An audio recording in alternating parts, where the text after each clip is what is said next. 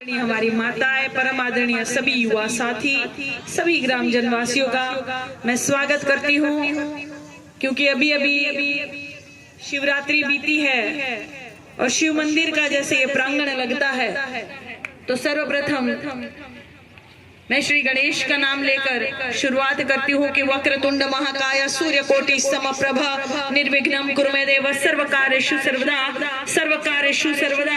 और क्योंकि शिवलिंग और शिव मंदिर यहीं पे है, तो मैं देवाधिदेव महादेव जी का नाम का स्मरण करना चाहती हूँ कि ओम शिवाय नमः, शंकराय नमः, महादेवाय नमः, स्थाणवे नमः, सर्वभूताधिपतये नमः, पार्वतीपतये नमः, उमाप्रियाय नमः, गणपिताय नमः, गणप्रियाय नमः, आशुतोषाय नमः, आजनन्मय नमः, त्रिनेत्राय नमः, त्रिलोकनाथाय नमः, भुजंगधारिणे नमः, शूलिने नमः, पिशाचनाथाय नमः, शैलजाप्रियाय नमः, विश्वंदस्काय नमः, जटाभारधराय नमः, हर नमः, हर हर नमः, रुद्राय नमः, पुष्कर नमः, पुष्पलोचन नमः, गौरी भक्ताय नमः, अष्टमूर्ति नमः, विश्वमूर्ति नमः, बोलो पार्वती पते हर हर महादेव हर। आज इस छोटी सी नुक्कड़ सभा में उपस्थित सभी परम आदरणीय वरिष्ठ नेतागण, पूर्व विधायक आदरणीय यशपाल रावत जी, हमारे विधानसभा अध्यक्ष आदरणीय मनीष यादव जी उप कमांडो जी, और साथ में पधारे सभी वरिष्ठ नेता गणों को माफ कीजिएगा, सबका नाम नहीं ले पाऊंगी। और यहाँ कुछ लोग और उपस्थित हैं जिनका मैं नाम लेना चाहती हूँ। एक तो संचालन बहुत बढ़िया हो रहा है, छोटी भले सभा है लेकिन संचालन हमारे ताज मोहम्मद मजनू भाई कर रहे हैं। शुरुआत जो की वो हमारे भाई आदरणीय रवि निषाद जी, और यहाँ पधारे सभी पिंकू चौधरी जी, आदरणीय भाई मनोज निषाद जी, अभिषेक निषाद जी, रामाज्ञा निषाद जी, नेवल निषाद जी, हरेंद्र यादव जी और हैरी भैया, और सभी का मैं स्वागत करती हूँ। आप सभी से अपील करने आई कि मैं आप सभी के एक सवाल भी पूछने आई कि 10 साल मोदी जी के केंद्र की सरकार को हो गया और 7 साल योगी जी की सरकार को हो गया, और मोदी जी ने कहा था कि 1 साल में 2 करोड़ रोजगार मिली, 1 साल में 2 करोड़ नौकरियां मिली।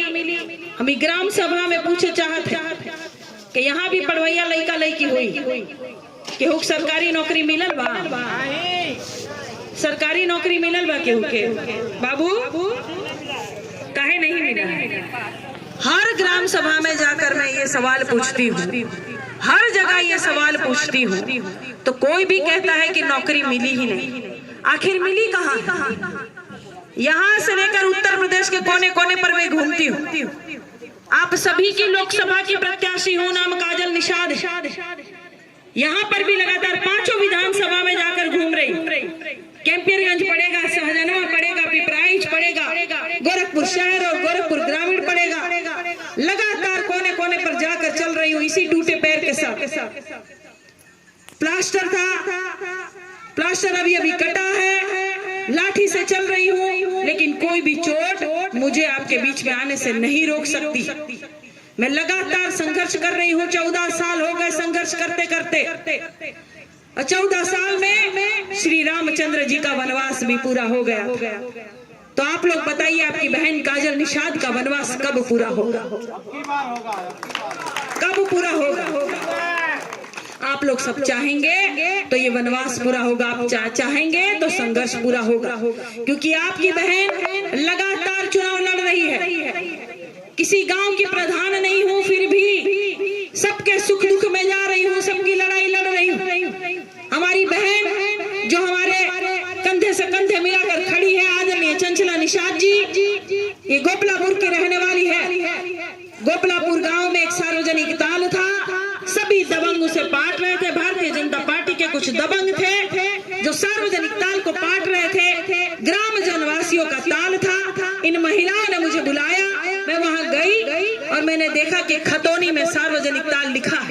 तो सार्वजनिक ताल ग्राम जनवासियों को काम आना चाहिए। इन बच्चों के लिए पार्क बन जाएगा, बच्चियों के लिए कुछ विद्यालय खुल जाएगा, महिलाओं के लिए कोई व्यवस्था हो जाएगा, ग्राम जनवासियों को काम आना चाहिए। दबंग सब पाट रहे थे, वहां जाकर मैंने आवाज उठाई, मैं लड़ाई लड़ी हूँ। उन दबंगों पर 2 लाख का पेनल्टी लगाया, सारा निर्माण का ध्वस्त कराया, सब गिट्टी मिट्टी उठाने का काम किया। इस तरह की लड़ाई लड़ रही।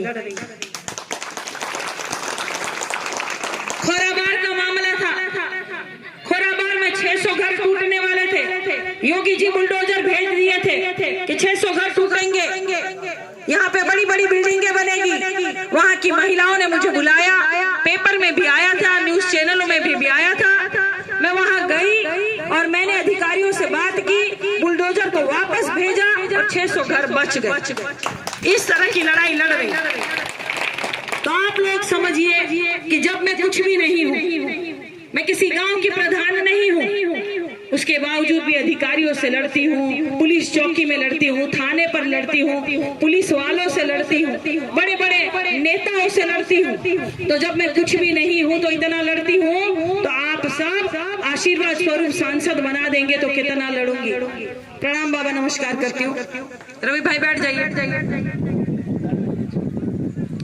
तो आप लोग सोचिए कि जब कुछ भी नहीं हो तो इतनी लड़ाई लड़ती हूँ, तो जब कुछ बना देंगे तो कितनी लड़ाई लड़ूंगी। जब हर नेता आपका भारतीय जनता पार्टी का होगा, जब गांव में प्रधान भारतीय जनता पार्टी के विचार के होंगे, आप सबके शहर के महापौर भारतीय जनता पार्टी के होंगे, आपके विधायक भारतीय जनता पार्टी के, सांसद भारतीय जनता पार्टी के, योगी जी से लेकर मोदी जी तक सब भारतीय जनता पार्टी के। तो आपकी लड़ाई कौन लड़ेगा? कौन लड़ेगा आपकी लड़ाई? मुझे बताइए, कहां सुनवाई होगी आपकी? तो एक नेता तो ऐसा होना चाहिए जो सड़क से लेकर संसद तक की लड़ाई लड़ सके। एक नेता तो विपक्ष में ऐसा बनाइए जो आप लोगों की आवाज उठा सके। बच्चों के यहाँ नौकरियां नहीं है, अच्छी शिक्षा नहीं है, रोजगार नहीं है, महंगाई इतनी हो गई है, गैस का दाम आसमान छू रहा है, तेल का दाम आसमान छू रहा है, सब्जी से लेकर लहसुन तक का दाम आसमान छू रहा। इतनी महंगाई, इतनी बेरोजगारी, गांव में कोई शिक्षा का व्यवस्था नहीं। क्या करेंगे आप लोग? कहाँ जाएंगे? कोई सुनवाई करने वाला नहीं। कहीं थाने पर, कोर्ट कचहरी में कोई मामला होगा, कोई जमीन का मामला होगा तो किसके पास जाएंगे? बाबा जी के दरबार में कितने लोग गए होंगे, कितने लोगों की सुनवाई हुई है भाई? और आप लोगों के सांसद जी कौन है? ये हमारी महिलाओं को, हमारी बहनों को पता भी नहीं होगा। पता है कौन है? नहीं पता होगा। काहे कि कभी आए नहीं है इस गांव में। आपके सांसद जी कभी आए हैं? भारतीय जनता पार्टी के सांसद कभी आए हैं? 5 साल हो गया, आप लोगों ने जिताया था पिछली बार, फिर से वही प्रत्याशी बनकर आ गए। फिर से एक बार जिता देंगे। जब 5 साल में जो नहीं आए हैं वो अब क्या ताकने झाकने आएंगे। तो आप लोगों को सोचना चाहिए कि जिसको आपने जिताया, जिनको आपने प्यारा आशीर्वाद दिया, वो जीत कर चले गए, दोबारा कभी पूछने ताकने झाकने नहीं आए, कोई लड़ाई आपकी लड़ने नहीं आ रहा है, बच्चों को शिक्षा सही से मिल नहीं रही है, महंगाई कम नहीं हो रही है, तो क्या करेंगे आप लोग? कहाँ जाएंगे? तो जो लड़ रहा है आपके लिए उनको आशीर्वाद दीजिए। एक महिला हो, थोड़ा दया कीजिए, 14 साल का संघर्ष को खत्म कीजिए। कुछ नहीं हो तो इतना लड़ रही हूँ, तो बन जाऊंगी तो सड़क से लेकर संसद तक की सारी लड़ाई लड़ूंगी, सारी समस्या का समाधान होगा। आप लोगों के बच्चों के भविष्य के लिए लगातार चल रही है और ये सरकार 95% जनता को गरीब बनाने की साजिश बना रही है। इस बात को समझना होगा। ये सरकार आपको राशन देगी लेकिन शासन कभी नहीं देगी, इस बात को समझना होगा। रवि भाई शांत हो जाइए। ये सरकार आपको राशन देगी लेकिन शासन नहीं देगी, राजा नहीं बनाएगी, हुक्मरान नहीं बनाएगी। और राशन तो कोई भी सरकार में मिलेगा, ये कोर्ट का ऑर्डर है, कोई सरकार आपको नहीं दे रही। और कौन वाला राशन? बालू वाला नमक और प्लास्टिक वाला चावल। आप लोग अच्छी तरह से समझ रहे हैं कि किस तरह से मजाक चल रहा है। आए दिन न्यूज़पेपर में मैं देखती हूँ बच्चियों के साथ कितना छेड़छाड़ होता है, युवाओं को परेशान किया जा रहा है, हर तबका यहाँ परेशान है। अभी अभी पुलिस भर्ती वाला जो परीक्षा हुआ था, पेपर वो लीक हो गए। आप लोगों को पता चला कि कितनी धांधली हो गई। आप लोगों को पता है 70 लाख बच्चों ने आवेदन किया था और एक बच्चे का आवेदन का फीस 400 रुपया, भरवाई 150 रुपया और 10 रुपया का एडमिट कार्ड 560 रुपया, ये हो गया। और 70 लाख बच्चों ने आवेदन किया था। मोटा मोटी 500 करोड़ का घोटाला हो गया, आप लोगों को पता ही नहीं चला। तो कौन लड़ाई लड़ेगा? ये सारे घोटालों का पता कौन करेगा? कौन आपके गांव तक विकास पहुंचाएगा। जब कोई लड़ रहा है तो उसको आशीर्वाद दीजिए, आप लोग सहयोग आशीर्वाद दीजिए। बहुत सारी लड़ाई लड़ूंगी, बहुत सारे आप लोगों के काम करूंगी, एक मौका जरूर दीजिए। हमारी महिलाएं यहाँ बैठी हुई हैं, मैं सभी को प्रणाम और नमस्कार करती हूँ कि आप लोग जब शिव चर्चा में जाए, शादी में जाए, कहीं सुख दुख के काम में जाए, कहीं नाट पटीदार में जाए, हमारे युवा साथी जब एक दूसरे से मिले, कहीं नुक्कड़ में चाय पिए हमारे बाबूजी, कहीं मुलाकात करे किसी से, कहीं रिश्तेदारों से, हर जगह आप बोलिए कि साइकिल वाला बटन दबाना है, काजल निषाद को जिताना है, संविधान की रक्षा करना है तो काजल निषाद को जिताना है, साइकिल वाला बटन दबाना है। ये आपको बोलना पड़ेगा। ये चुनाव मेरी अकेली का नहीं है। आपको क्या लगता है कि मैं सिर्फ चुनाव लड़ने आई हूँ? ये चुनाव मेरी अकेली का नहीं है, ये चुनाव मेरा व्यक्तिगत नहीं है, ये चुनाव आपका भी है। ये आपका भविष्य भी तय करेगा। 5 साल में आपने इनको देखा, जीत के चले गए, वापस नहीं आ रहे हैं तो दोबारा चुनने का क्या जरूरत है? इतना तो बुद्धि विवेक ऊपर वाले ने दिया है कि जो हमारे बीच नहीं आ रहा है वो हमारा कतई नहीं हो सकता।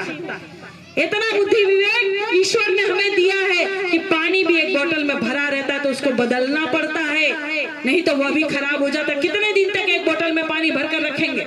भाई बदलेंगे ना, धोवा के दूसरा बोतल भरेंगे, दूसरा पानी भरेंगे। तो आपको नेता भी बदलना चाहिए, शासन सत्ता अल्टी पल्टी होनी चाहिए। और बड़े नेता ने कहा था कि जिस जाति के लोग शासन सत्ता में होते हैं उन पर अत्याचार नहीं होता, उनकी सुनवाई होती है। जैसे हमारी चंचला दीदी ने कहा कि हल आप ही लोग के पास है, समस्या का हल आप ही लोग के पास है। साइकिल वाला बटन दबाइए, एक मौका जरूर दीजिए सेवा का। बहुत बहुत धन्यवाद, नमस्कार एवं प्रणाम करती हूँ। क्षेत्र बहुत बड़ा है, मेरा क्षेत्र बहुत बड़ा है, लोकसभा 5 विधानसभा घूमना पड़ेगा। इस गांव को अब आप लोगों की जिम्मेदारी पर छोड़कर जा रहे हैं। इस गांव का बूथ हम लोग युवा साथी जितने भी है जितवाने का काम कीजिए। बहुत बहुत धन्यवाद, नमस्कार एवं प्रणाम करती हूँ सभी। आपको भी बहुत बहुत धन्यवाद। काजल निषाद जिंदाबाद, जिंदाबाद जिंदाबाद। काजल निषाद आप संघर्ष करो, हम आपके साथ हैं। काजल निषाद आप संघर्ष करो, हम आपके साथ हैं।